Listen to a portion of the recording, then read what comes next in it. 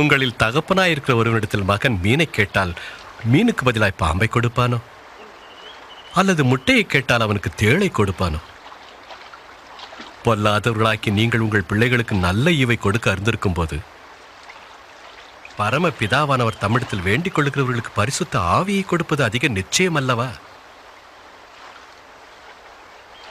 நான் உங்களுக்கு சொல்லுகிறேன், எண்ணத்தை உண்போம் என்று உங்கள் ஜீவனுக்காகவும் எண்ணத்தை உடுப்போம் என்று உங்கள் சரீரத்துக்காகவும் கவலைப்படாதிருங்கள்.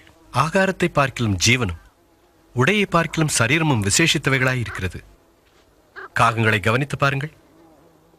அவைகள் விதைக்கிறதும் இல்லை, அறுக்கிறதும் இல்லை. அவைகளுக்கு பண்டசாலையும் இல்லை, களஞ்சியம் இல்லை. அவைகளையும் தேவன் பிழைப்பூட்டுகிறார். பறவைகளை பார்க்கிலும் நீங்கள் எவ்வளவோ விசேஷித்தவர்களாயிருக்கிறீர்கள்.